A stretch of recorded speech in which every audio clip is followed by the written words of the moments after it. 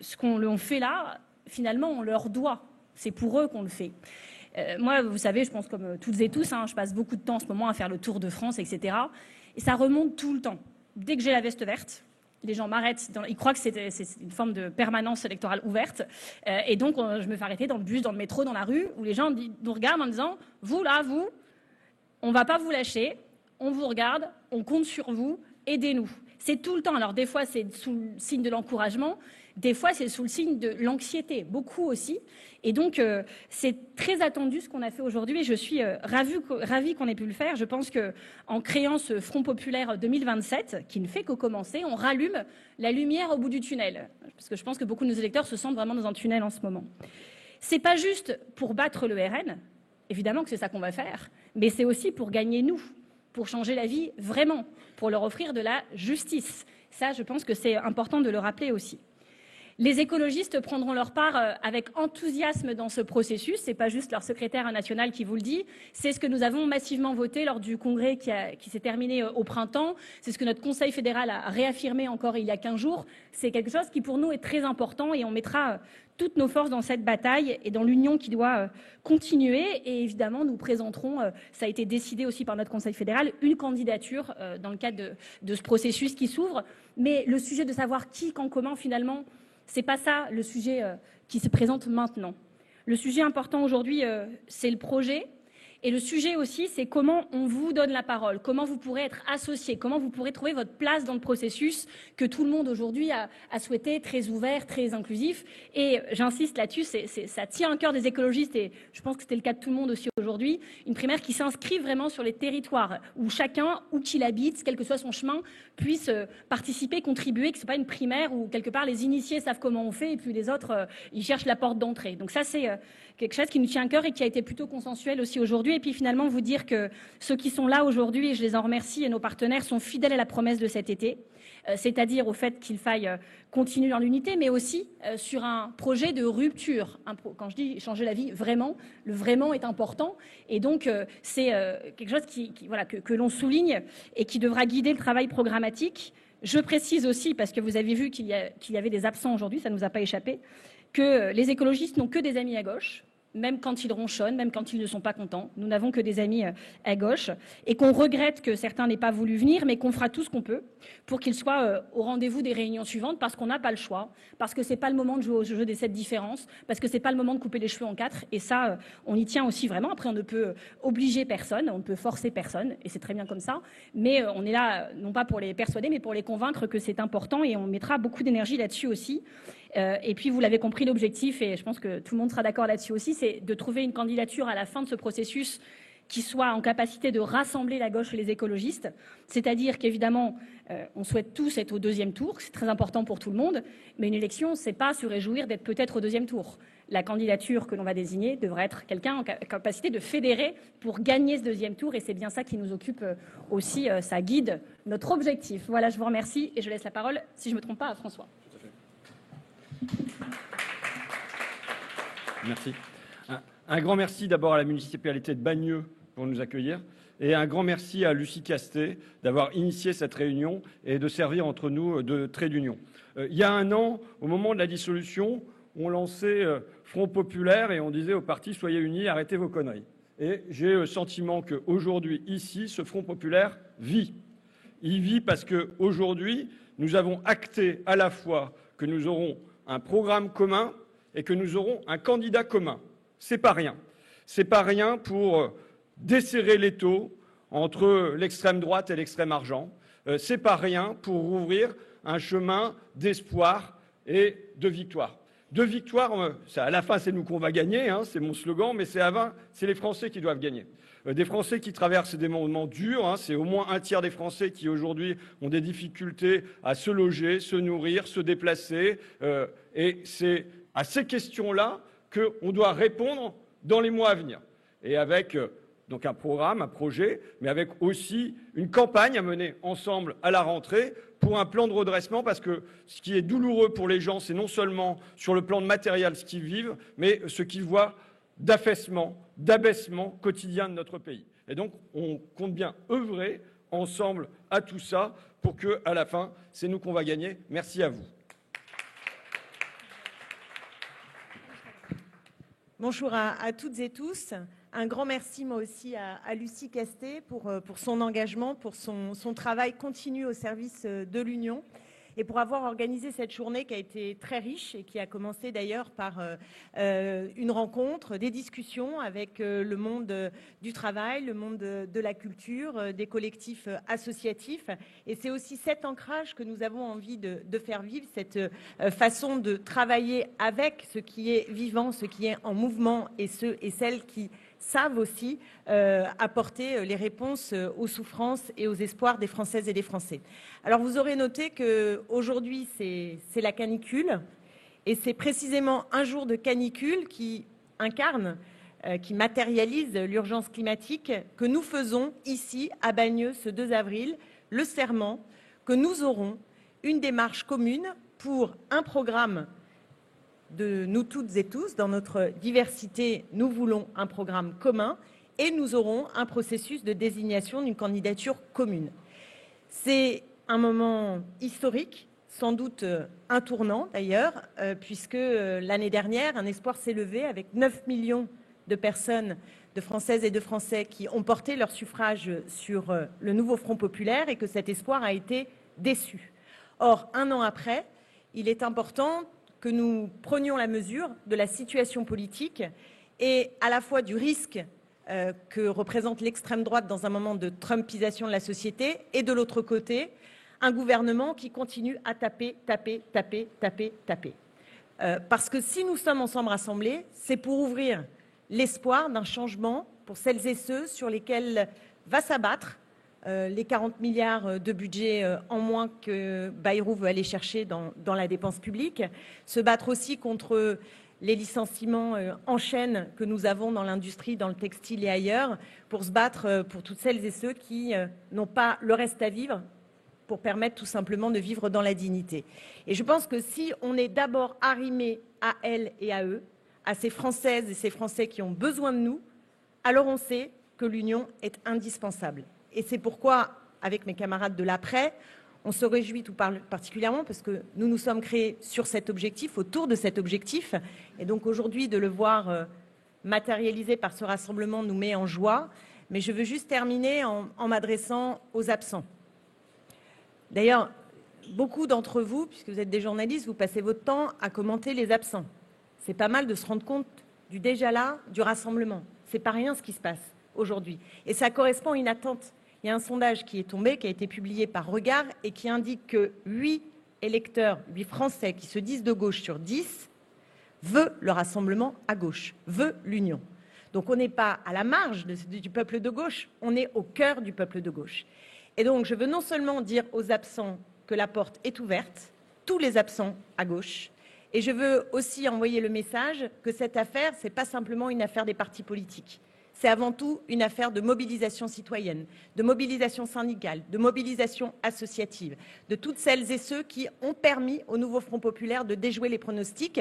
Eh bien, je pense que là, l'esprit de défaite, on est en train de le combattre, on pose un acte et maintenant on a besoin que ce rassemblement y crée une dynamique populaire pour déjouer le scénario de la reconstitution des deux gauches qui nous amène non seulement dans l'impasse, mais dans la défaite. Nous n'avons pas le droit de la défaite et nous n'avons pas le temps, je l'ai dit sur la canicule et le climat, mais c'est vrai aussi sur les urgences sociales. Nous n'avons absolument pas le temps de la défaite. C'est pourquoi nous enclenchons le seul processus qui peut nous amener à la victoire.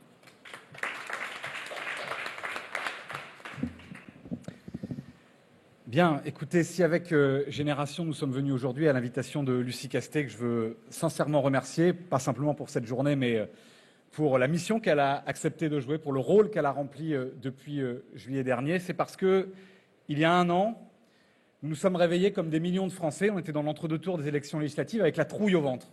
La trouille au ventre de voir notre pays basculer à l'extrême droite, de voir pour des millions d'entre nous le poison de la haine, du racisme, de la division s'instiller partout, dans nos entreprises, dans nos villages, dans nos quartiers, de voir finalement ce en quoi nous croyons, notre démocratie, vaciller. Et puis il y a eu un sursaut considérable, un de ces élans démocratiques, républicains, comme il y en a eu peu dans notre histoire. Des millions de Françaises et de Français se sont mobilisés, sont allés aux urnes, à la fois par peur de l'extrême droite, mais aussi, je le crois, parce qu'ils ont cru dans la proposition radicale que nous formulions pour transformer notre société, pour réparer 10 années de casse sociale et démocratique du macronisme et pour engager enfin Clémentine vient d'en parler, la transition écologique indispensable. C'est avec cet esprit-là que nous devons aujourd'hui faire preuve d'unité et de responsabilité. Et l'unité et la responsabilité, nous la devons pas simplement à nous-mêmes, pas simplement à nos formations politiques, nous la devons aujourd'hui aux salariés d'ArcelorMittal qui se battent pour préserver leurs emplois. Nous la devons à ces parents qui cherchent désespérément un pédiatre pour faire soigner leur enfant. Nous la devons aux enseignantes et aux enseignants qui ont assumé ces derniers jours des conditions insupportables pour transmettre le savoir dans des écoles surchauffées. Nous la devons à nos enfants pour qu'ils puissent respirer un air sain, pour qu'ils puissent manger une nourriture qui sera débarrassée des pesticides et du poison qui distille le cancer. Nous la devons à toutes celles et tous ceux qui auraient à souffrir, à subir directement dans leur chair et dans la vie de leur famille l'arrivée au pouvoir de l'extrême droite qui malheureusement déjà, à travers bien des politiques, à travers bien des déclarations, notamment du ministre de l'Intérieur, diffuse ces thèmes et ces termes dans le débat public. Donc, je le dis simplement, nous sommes ici, j'espère que dans quelques jours, dans quelques semaines, cette tribune, elle sera remplie à ras-bord, qu'on ne tiendra pas dessus, qu'il faudra prendre une tribune plus grande, parce que ce qui a fait l'essence de cette mobilisation citoyenne, c'est notre unité. Et je crois, nous serons en 2026, et c'est une belle année 2026 pour organiser un grand chantier démocratique, 90 ans après le premier Front populaire. Nous ne sommes pas seulement engagés dans une dynamique de résistance à la progression de l'extrême droite et simplement dans une dynamique de réparation des dégâts d'une décennie macroniste. Nous sommes aussi là pour construire de nouvelles conquêtes pour le temps libéré, de nouvelles conquêtes sociales, de nouvelles conquêtes démocratiques, de nouvelles conquêtes écologiques, pour vivre mieux, pour le droit au bonheur et pour une société apaisée. C'est donc un très beau jour, empreint de responsabilité, empreint aussi de convivialité et de fraternité. J'espère qu'il y en aura beaucoup d'autres qui viendront.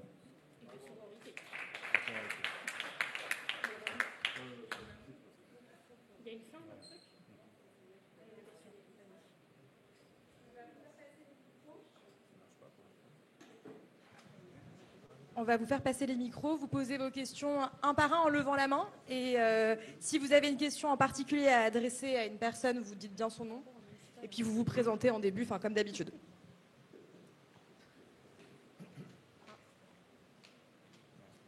Merci. Bonjour. Émilio Mellet pour l'Humanité. Marine Tondelier a parlé du mot primaire. C'est la seule à en avoir parlé. Est-ce que c'est du coup une primaire actée ou c'était un abus de un abus de langage? Moi, j'abuse souvent du langage, comme vous le savez. Non, mais c'est pas.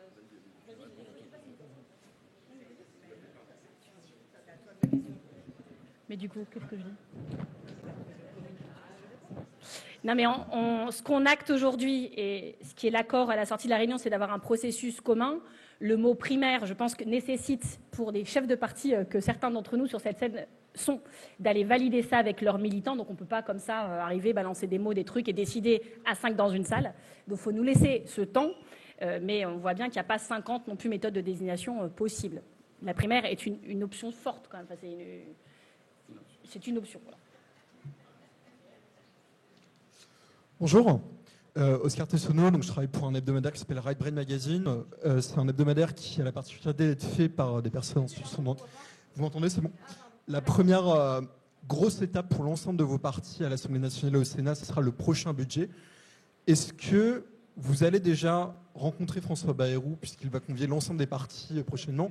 Il a convié le RN et Horizon aujourd'hui, je crois.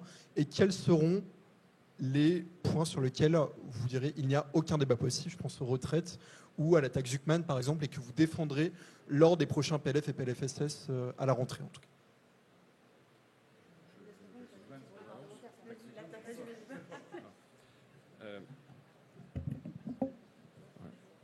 Chacun répondra s'il va aller rencontrer François Bayrou.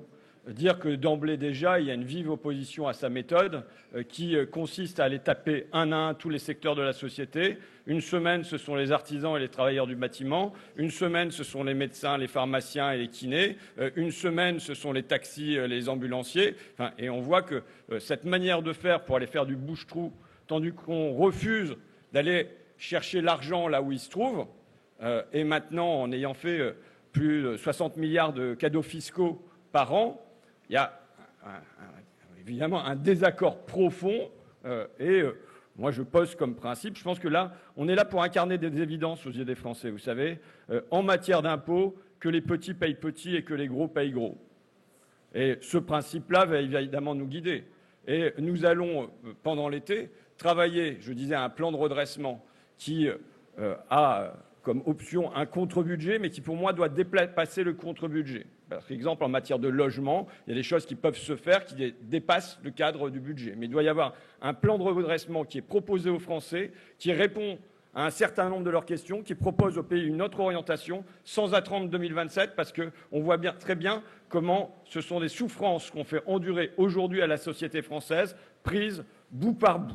Et donc il faut y répondre sur le travail, il faut qu'on explique comment on va faire pour que les Français vivent de leur travail et pas en survivent, et le vivent bien même. Et ça, je pense qu'il y a à œuvrer, on compte y œuvrer.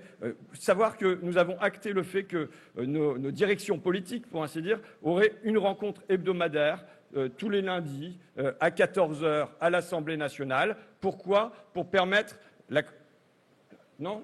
Il y avait débat sur l'horaire, mais c'est pas grave. Ah, il y a débat sur l'horaire. Bon, vous voyez, quand on en est au débat sur l'horaire, tout va bien. Mais pour qu'on ait une certaine continuation dans le travail, pour pas que ça soit une rencontre aujourd'hui et puis on se revoit dans 3 mois. Et de la même manière, il y aura un groupe qui aura pour responsabilité la coordination programmatique et un groupe qui aura pour responsabilité la coordination sur le processus. Je dis ça pour qu'on comprenne bien que c'est un petit pas pour la gauche que nous faisons aujourd'hui, j'espère un grand pas pour la France demain, mais que ça a vocation pas à être des grands-messes devant 40 journalistes tout le temps, mais qu'il va y avoir du travail dans les soutes pour aboutir sur un processus, un programme, et je dirais aussi une équipe.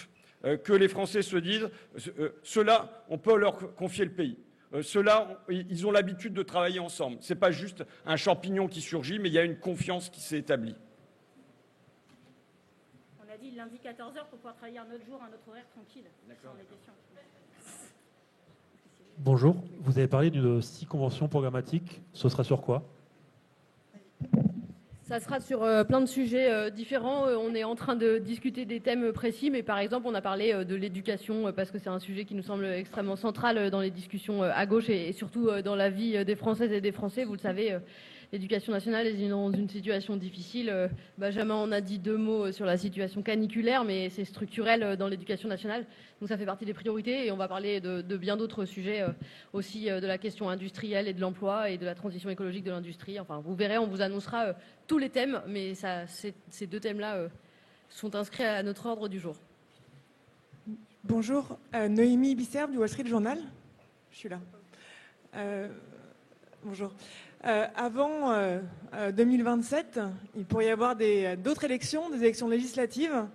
Est-ce que, dans ce cas, vous accorderiez également sur des candidats communs ? Est-ce que c'est une possibilité ? Est-ce que c'est quelque chose dont vous avez discuté ? Merci. Bon, d'abord, sur la question précédente, dire simplement que nous n'éviterons aucun sujet. L'objectif, vous l'avez compris, c'est de gouverner ensemble. Et pour gouverner ensemble, il vaut mieux se mettre d'accord avant sur ce que l'on fera et ne pas improviser.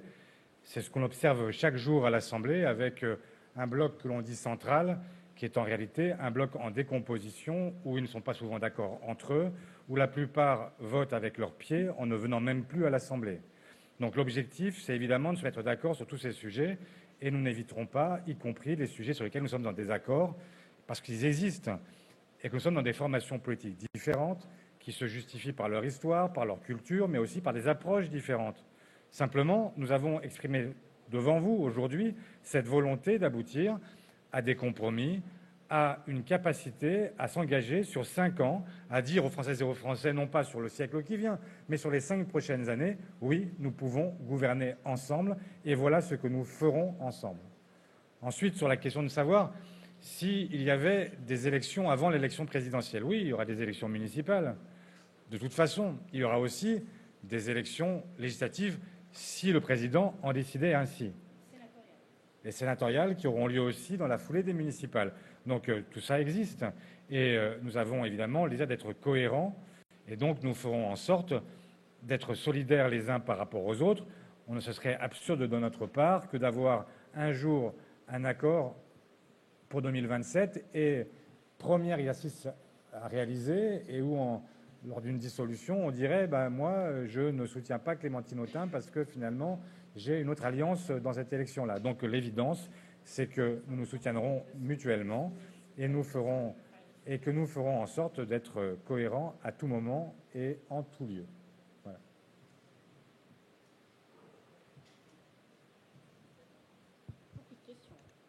Je vais encore citer Marine Tondelier et Clémentine Autain aussi. Vous avez dit que la porte était ouverte pour tous ceux qui voulaient rejoindre le processus. Est-ce que tout le monde sur cette estrade est d'accord sur les personnes qui peuvent rejoindre? Je pense notamment à vous, Olivier Faure, qui, lors du congrès, disait qu'il n'y aurait plus d'accord national avec la France insoumise. Est-ce que vous considérez qu'ils sont toujours les bienvenus dans cette discussion? Surtout, n'écoutez pas la question que je suis en train de vous poser. Ouais, moi j'ai En bien. l'occurrence, c'est la première fois aujourd'hui. Donc, Moi, j'ai bien écouté la question, pas de difficulté. Il se trouve que c'est moi qui ai lancé l'invitation pour cette réunion. Donc moi, il se trouve que j'ai invité toutes les forces de gauche ou qui se reconnaissaient comme telles à venir. Et donc la porte est toujours ouverte aussi, selon moi. Ensuite, vous savez que c'est un espace pluriel qui s'est dessiné. Et donc il peut y avoir des points de vue différents qui cohabitent. En tout cas, en ce qui me concerne, la porte est toujours ouverte. J'ai eu l'occasion de le dire dans plusieurs interviews récemment. Et ensuite, je laisse la parole à mes camarades qui peuvent avoir des sensibilités différentes autour de cette table. On peut avoir des différences, effectivement. Ça peut arriver et qu'on n'ait pas tout à fait les mêmes définitions de périmètre. Mais au fond, la seule question qui nous intéresse, c'est de savoir, dans ces cas-là, sur quelle base, sur quel projet et sur quelle incarnation. Moi, je n'ai aucun problème pour que toute la gauche rejoigne ce que nous allons former ensemble, sur la base de notre projet, sur la base d'une incarnation que nous aurions décidé. Je suis prêt à accueillir toutes celles et ceux qui le souhaitent. Et je crois à ce qu'au XVIIe siècle, un chercheur a découvert et que peut-être vous avez déjà eu connaissance, ce qu'on appelle la sympathie des horloges.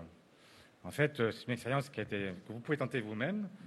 Vous mettez deux horloges dans une même pièce, accrochées au mur, et vous faites en sorte qu'au point de départ, elles ne concordent pas, que leurs battements soient différents et que leur rythme soit là aussi différent. Et vous vous rendrez compte qu'au bout de quelques temps, les horloges finissent par battre au même rythme. Et voilà, donc ça s'appelle, ce phénomène que vous pouvez donc constater s'appelle la sympathie des horloges. Par les vibrations qui sont adressées d'une horloge à l'autre, elles finissent par s'accorder. Et ce principe-là a été découvert et n'est pas lié simplement aux horloges.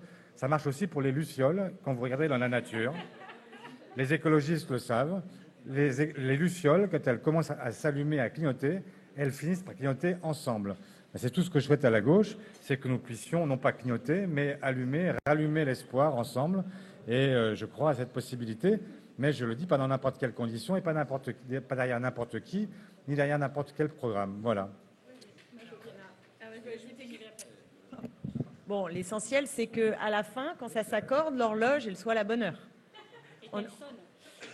Donc ça, c'est clair. Et je voudrais dire ce qu'il y a dans le communiqué de presse, c'est-à-dire que nous prenons appui sur le programme du nouveau Front populaire, sur les programmes des différentes organisations que nous représentons les uns et les autres. Et évidemment, d'un point de vue programmatique, parce que c'est important de signaler aussi ce point, les choses ont évolué. Le programme du nouveau Front populaire, il s'est fait dans un moment où la situation n'est plus tout à fait la même. On est parti, des choses ont changé, donc il faut que ça bouge. Il faut aussi qu'on hiérarchise des priorités. Il faut qu'on s'enrichisse du travail qu'on va faire avec toutes les personnes qu'on a commencé à solliciter sur un certain nombre de sujets, qu'on innove. Bref, on a un travail programmatique fort à produire, à continuer à produire. Mais je crois que c'est quand même important de noter la manière dont c'est y compris écrit dans le communiqué de presse. Et donc la question, il faut la poser aux absents. Et vraiment, je compte sur vous pour la poser aux absents. C'est à eux de se justifier. Pourquoi ils ne sont pas là? Ils ont été invités. Donc après, c'est eux qui s'excluent.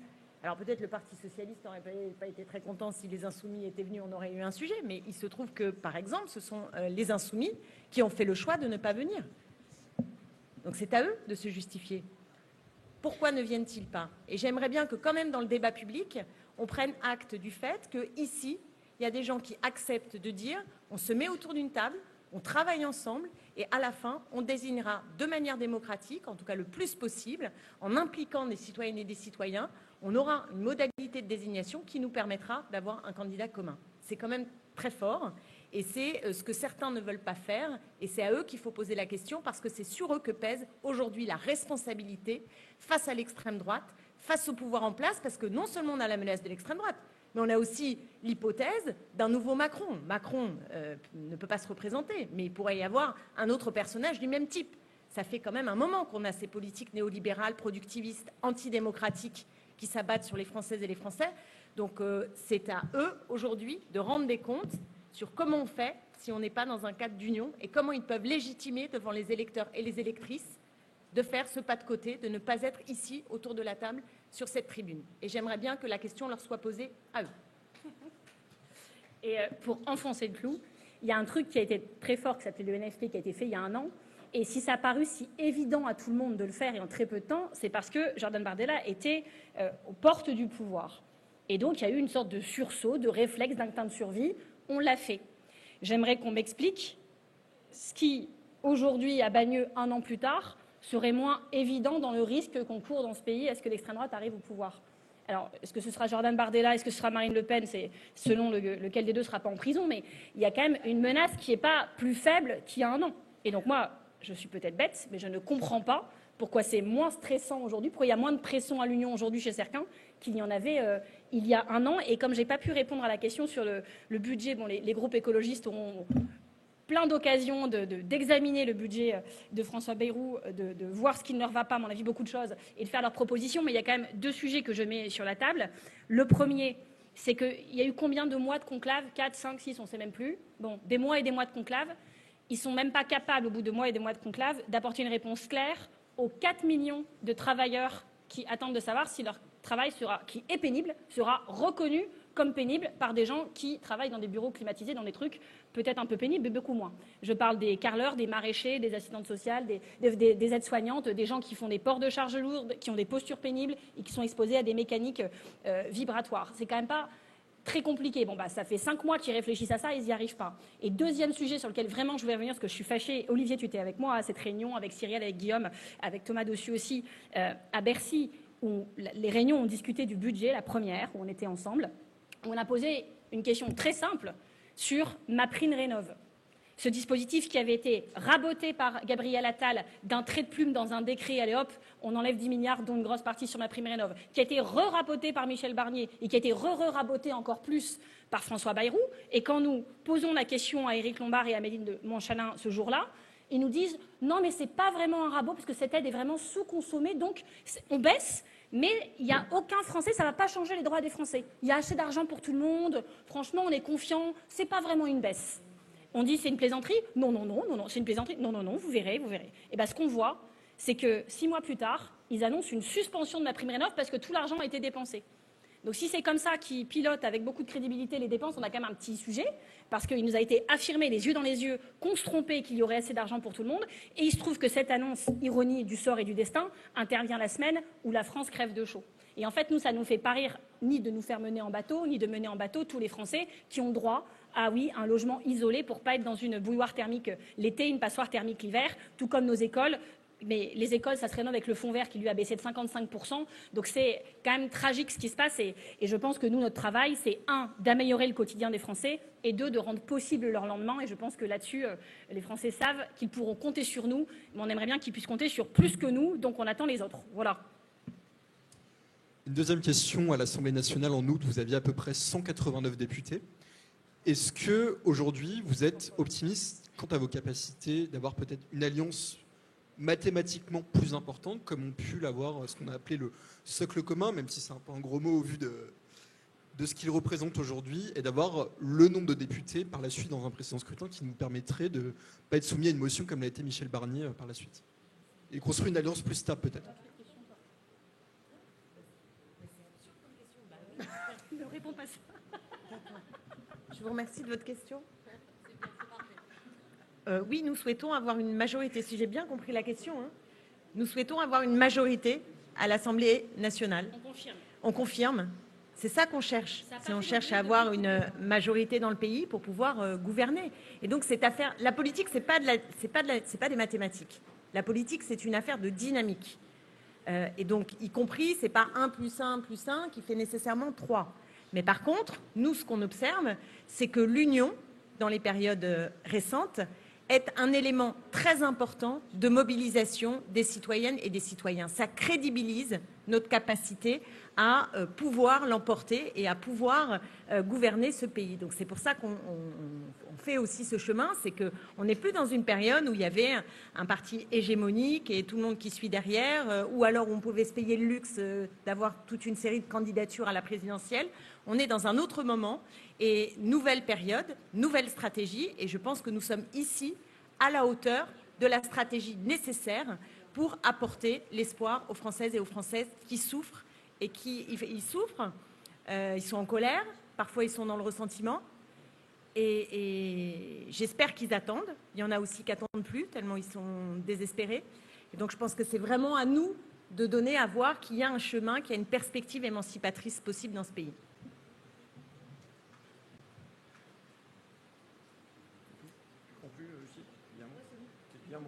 Je dis un mot pour vous remercier d'être venu et puis peut-être un point pour signaler le fait que on a vu des exemples en Europe de débâcle de certains partis. Je pense notamment à la difficulté qu'a pu rencontrer le Labour au Royaume-Uni et on nous dit souvent, vous nous demandez souvent mais qu'est-ce qui va changer et vous, votre démarche là, vous êtes tous autour d'une table virtuelle, vous êtes nombreux et ça va être difficile. Il y a d'autres candidats qui se sont déjà annoncés, ils représentent un seul parti, ça sera plus long, ça sera plus dur pour vous.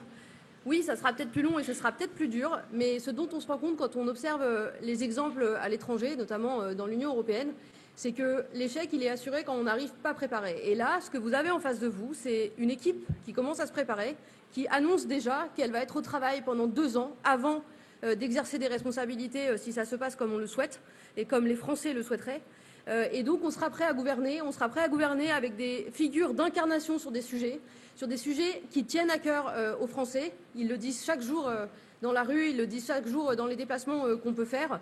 Et donc c'est ça la grande différence du projet qu'on est en train de présenter aujourd'hui. C'est quelque chose qui, oui, prendra du temps, mais qui est construit sur une dynamique et qui est construit sur une aspiration que nous, on entend tous les jours, non seulement dans la société civile organisée, y compris les syndicats, et nous l'ont redit ce matin, et les associations, les collectifs divers, mais aussi, on le croit, chez les citoyens, et c'est ça qui va faire changer les choses. Merci beaucoup.